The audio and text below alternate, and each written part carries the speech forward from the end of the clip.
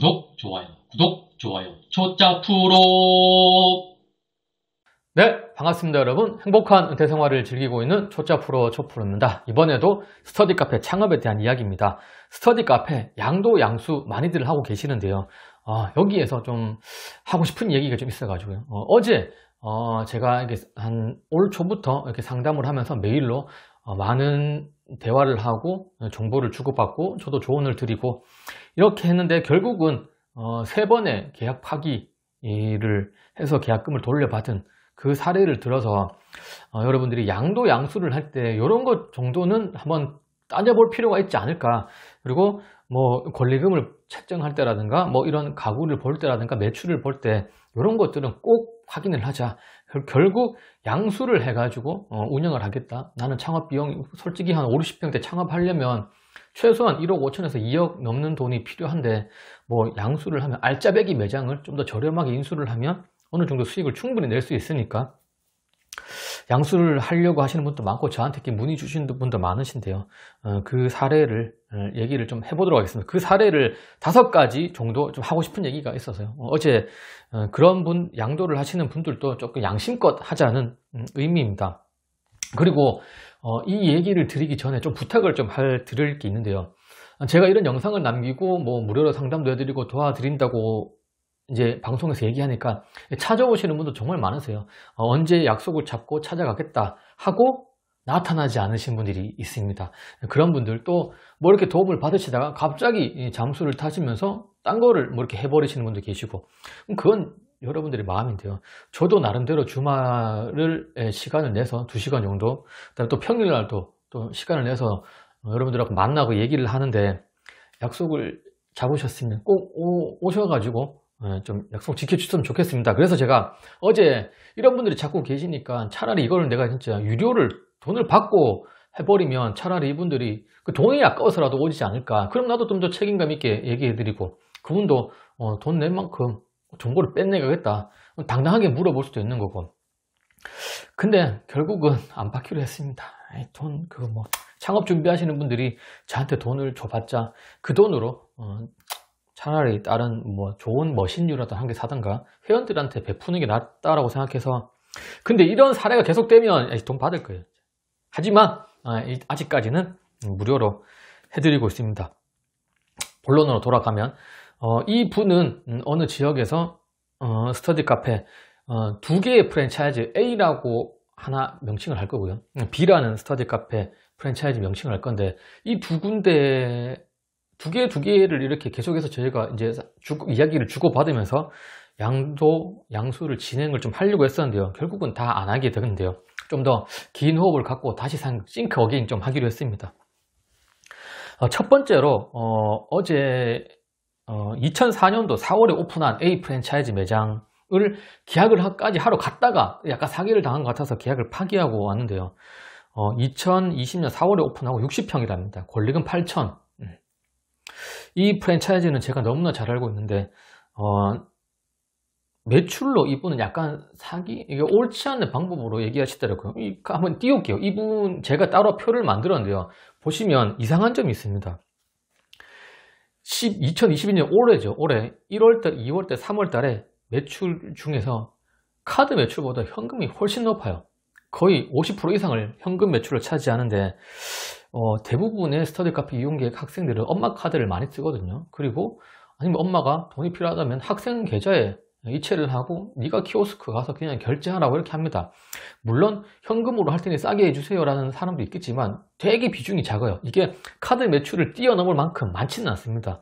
그래서 제가 그분한테 이게 현금 매출이 너무 높다, 그리고 점점 매출이 이렇게 솔직히 이게 1, 2, 3월 달에 매출이 한 400, 300밖에 안 된다는 거는 이게 고정비가 3, 400 이상 나갈 건데 쉽지 않을 것 같다. 그리고 특히 이분은 약간 매출을 뻥튀기 하신 것 같다 라고 좀 말씀을 드렸습니다. 실제로 계약을 하러 갔을 때 만나셨겠죠. 부동산에서 만나시다 어디서 만났을 때 이 현금이 왜 높은지 얘기해 달라고 하니까 계속 얼버무리더랍니다. 뭐 통장으로 들어왔는데 어차피 통장에 다 쌓였을 거잖아요. 그렇게 막 얼버무렸다가 결론은 계약을 그쪽에서 안 한다고 말을 했다고 하더라고요. 이거를 어디서 보면 알 수 있느냐? 여러분들도 양도 양수를 할 때 매출 리스트를 무조건 보셔야 됩니다. 그 중에서도 꼭 꼼꼼히 따져보셔야 되는 게, 이상하게 현금 비중이 높으면 조금 합리적인 의심을 해볼 필요가 있고요. 또 이분이 이 양도를 하려고 했던 그 전 점주분에 제가 그분의 이유가 이벤트를 너무 많이 했기 때문에 현금 비중이 높다, 막 1+1 행사라든가, 제가 그 매장 홈페이지에 네이버에 들어가 봤습니다. 들어가 보니까 1+1 행사를 했더라고요. 하고도 있고. 근데 여기 밑에 보면은 1+1 행사는 키오스크 결제 가능이라고 본인이 적어 놓으셨더라고요. 대문짝만하게. 아니, 1+1 행사도 키오스크로 받았으면 당연히 카드 전표 다 찍힐 건데 이거 현금으로 받은 게 그렇게 높을 수가 있느냐. 여러분은 또 매도하려고 하는 점주님들의 말, 물론 진실을 얘기하겠지만 돌다리도 두들겨 보고 건너면 좋은 거잖아요. 여러분들이 그래도 몇천만 원을 투자하는 건데. 그래서 꼭 그분들의 말이 사실인지 아닌지 눈으로 꼭 확인하셔야 됩니다. 뭐 크게 조작은 하지 않겠지만 그래도 어느 정도 매도를 하기 전에 카드 매출을 올리기도 할 거고요. 하지만 또 이분은 좀 너무 순수한 게 현금을 올려버렸더라고요. 그래서 매출로 사기치는 분들이 조금 사기라기보다는 뻥튀기 하시는 분들이 있으니까요. 꼭 확인을 하셔야 됩니다. 그리고 너무 이벤트로 손님을 끌었다고 하는 매장은 다시 가격을 회복시키기 쉽지 않거든요. 싼 맛에 갈 수도 있는 거거든요. 그래서 그 이벤트로 계속해서 밀고 나가는 매장은 여러분들이 인수하셔도 쉽게 수익을 내기는 어렵다라는 것을 좀 말씀드리고 싶습니다. 그리고 제가 이분께 이 매출에 대한 의심도 말씀드렸고요. 그 다음에 저라면 하지 않겠다라고 했던 두 번째 이유가 그 프랜차이즈의 그 2년 전 인테리어 가구거든요. 제가 쭉 봤을 때 공간 활용이나 책상이나 의자 이런 인테리어를 봤을 때 기본적으로 저는 이제 창업을 준비하시는 분들이나 인수를 하시려고 하시는 분들 중에서 저는 꼭 상권은 무조건 중요하고 베이스, 그 다음에 가구 인테리어는 경쟁 업체보다 좋아야 된다고 생각합니다. 그거는 기본적으로 봐야지. 시설 사업인데 시설과 가구는 보고 뭔가 권리금도 보고 내가 이걸로 사업을 정말 좋은 운영으로 수익을 내겠다 이거를 판단하는 건데, 그 프랜차이즈의 2년 전 매장은 이 옆에 M 프랜차이즈가 있거든요. 거기에선 경쟁이 될 수가 없다. 그리고 후발주자들이 얼마든지 더 좋은 시설로 새로운 프랜차이즈를 하든 개인 인테리어 해도 그보다 훨씬 잘할 것 같아요. 들어오기 때문에 후발주자들이 들어왔을 때 얼마든지 매출이 뚝 떨어질 수도 있고, 옆에 새로 생긴 얼마 전에 들어왔더라고요. 그 매장에 이 경쟁이 안 될 것 같다. 아마 그분이 그래서 내놓았을지 않을까. 매출은 줄어들고 경쟁 업체가 들어서고 있고 이 가구와 인테리어로는 더 이상 생산이 없다. 빨리 빠지자라고 한 것 같은데, 그래서 내놓은 것 같아요. 권리금이 8천을 내놓으셨더라고요. 아마 이 프랜차이즈의 60평 2년 전에 창업 비용은 아마 한 1억 2, 3천? 이면 충분히 됐을 시기일 거예요. 제가 아는 프랜차이즈인데요. 1억 5천만 해도 2년이 지났으면 권리금 8천은 시설 권리금만 해도 너무 비싼 거예요. 저는 저 나름대로의 권리금을 책정하는 그런 방식이, 저만의 방식이 있는데요.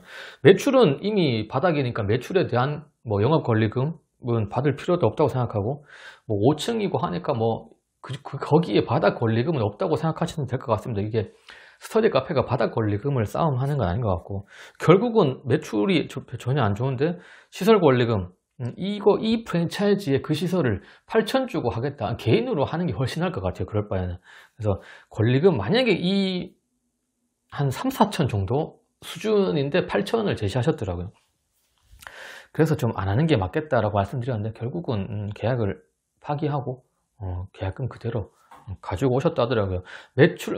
계약서에 썼다 하더라고요. 매출에 대해서 약간 뻥튀기를 하거나 사실이 아닐 경우에는 계약을 파기하겠다. 계약금을 그대로 돌려받고.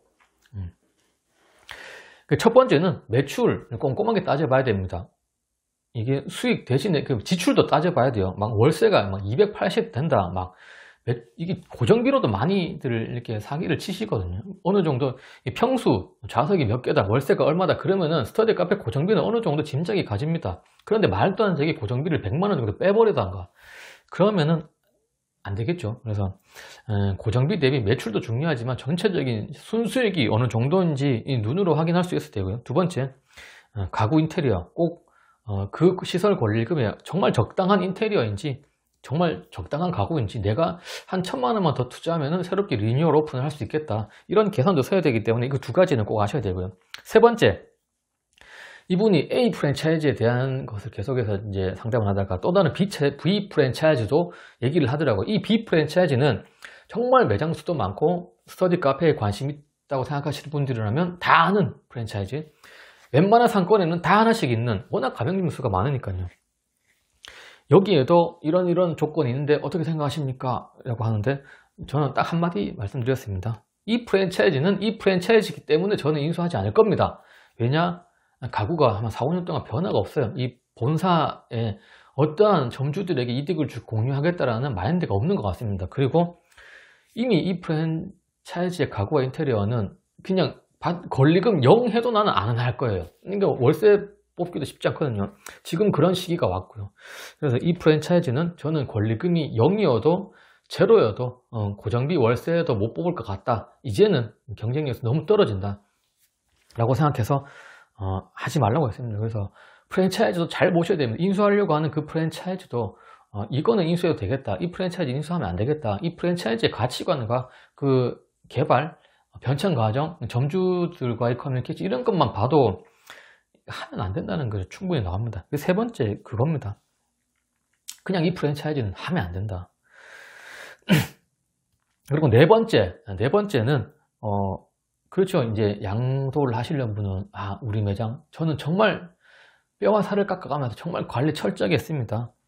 우리 매장 정말 최고의 시설입니다. 정말 좋은 상권에 정말 회원들 막 한 1,000명씩 확보하고 있습니다. 회원 1,000명 확보하면 한 명이 10만 원만 해서 한 달이면 1억인데 월 매출 1억이면 그냥 구라고요. 그 1,000명 확보 중에 진짜 이 다니고 있는 사람들이 몇 명인지가 정말 중요하고, 제가 방금 말했던 거 있잖아요. 이거 들을 필요 하나도 없습니다. 내 매장 다 좋다고 하지 내 매장 별로고요, 저는 관리를 안 했고요 하시는 분들이 별로 없어요. 그래서 우리 매장 정말 최고의 매장이고 뭐 매출 몇 위 안에 듭니다. 그거는 그냥 들으시면 됩니다. 내가 내놔도 다 저도 내 매장 나중에 만약에 이렇게 내놓을 때 나도 그렇게 할 겁니다. 저도 철저히 관리했고요, 매출 좋고요, 뭐 어쩌고 저쩌고 다 할 거니까요. 그런 얘기는 굳이 비교 대상에서 빼는 게 맞습니다. 그래서 꼭 그런 좀 핵심을 잘 짚어서 보셔야 되지, 이런 뭐 내가 정말 잘했어요 이거는 그냥 참고사항으로만 들어보시면 될 것 같습니다. 내 매장에 애정 없는 사람이 어디 있겠습니까? 그럼에도 불구하고 내놓는 거잖아요. 다섯 번째는 이 컨설팅 업체가 있는데요. 이런 양도 양수를 중간에서 이렇게 수수료를 받고 연결시켜주는 그런 뿌락지라고 합니다. 돈을 받고 제가 이제 몇 명 사례를 봤는데요. 어마어마한 수수료를 챙겨가더라고요, 컨설팅 업체에서. 예를 들어서 권리금 이 주인은 양도하려시는 분은 저희 한 권리금 8천 받으면 됩니다. 그러면은 컨설팅 업체는 1억 2천을 한번 던져봐요. 1억 2천에 이거 내놓겠습니다. 오케이 하면은 4천을 벌어가는 거잖아요. 그리고 1억 2천 너무 비싼데 그러면 1억 1천 해드릴게요. 제가 잘 얘기해가지고 그러면 오케이 그러면 3천을 벌어가는, 이게 1, 200, 3, 400 가져가는 것 같죠. 몇천 단위를 컨설팅 업체에서 가져가더라고요. 그래서 여러분들이 이게 컨설턴트를 꼈다 그러면 그냥 기본 이렇게 개인 간에 거래하는 것보다는 몇 천원 더 주고 하는 거다라고 생각하시면 돼요. 이게 왜냐하면 컨설팅 업체도 직원들 월급도 줘야 되고 내 수수료도 떼가야 되고 뭐 이것저것 해야 되니까 일단 지르는 스타일들이라고요. 그냥 이렇게 한 300 정도 오버해서 지르는 게 아니라 3천을 지르거나 뭐 5천 지르는 데도 있어요. 근데 그 업체들이 스터디 카페의 시설이나 이런 권리금 책정이나 이런 게 전문가냐? 가구, 인테리어를 했던 사람들이냐? 아니에요. 그냥 뭐 김밥집도 컨설팅하고 뭐 카페도 컨설팅하고 스터디 카페도 하고 뭐 이것저것 다 해가지고 그냥 일단은 대충 이렇게 탁 훑어보고 시세보고 뻥튀기 하시는 분들이 많더라고요. 양도하시려고 하는 분도 컨설팅 업체에 맡기지 마시고요. 특히 내가 이 매장을 인수하려고 하시는 분들은 컨설팅 업체가 꼈다 그러면은 일단은 무조건 후려치세요. 그러면은 여러분들 조금 더 깎을 수 있을 겁니다. 그리고 이거는 뭐 컨설팅 업체도 먹고 살아야 되니까 너무 많이 뻥튀기 하지 마세요. 이게 어느 정도 연결해 줄 수 있는 그런 뭐 영업 이득은 챙겨야 되겠지만 그게 저는 몇 천까지는 아니라고 생각합니다. 5가지 매출을 정말 눈으로 꼭 확인하셔야 되고 의심을 꼭 하셔야 됩니다. 물론 맞겠지만. 그 다음에 가구 인테리어 꼭 보셔야 되고요. 그 다음에 이 업체는 그냥 하면 안 됩니다. 그 다음에 주변 상권과 가구 인테리어 똑같지만 이 업체가 이만큼 권리금을 주고 내가 운영 잘하면 되겠다라고 싶은 걸 볼 때 모르겠잖아요. 내가 기준이 없어. 이 인테리어 가구가 그냥 일단 베이스로 깔고 갈 수 있는 정도인지 모르겠으면 그 상권의 경쟁 업체를 꼭 가보세요. 경쟁 업체를 보고 내가 인수하려고 하는 매장보다 더 시설이 좋고 더 가구가 좋다. 그러면 일단은 지고 가는 거예요. 뭘 아무리 잘해도. 그러니까 이게 이만큼 가격이 될지 전혀 감이 안 쓴다. 그러면 꼭 내가 경쟁을 해야 될 업체의 가구와 인테리어의 그 시설 수준과 여러분들이 판단하시면 됩니다. 내라면 어디 가겠냐. 물론 아무리 고객의 마음을 잘 살피고 뭐 운영 정말 잘하고 해도 그게 고객이 내 마음대로 되진 않거든요. 그러니까 최소한 서비스 해줄 거 해주고 뭔가 베이스는 쫙 갖춰놓고 그 다음에 운영 정말 잘하는 그런 확률을 높일 수 있는 쪽으로 가는 게 좋다고 생각합니다. 양도 양수 당할 수 있거든요. 꼭 꼼꼼히 따져보시고 물론 알짜배기 양수해서 양도하고 양수해서 정말 좋은 사업을 하면 되는 건데요. 이런 것도 한번 짚고 넘어갔으면 좋겠습니다. 감사합니다. 구독, 좋아요, 초짜 프로.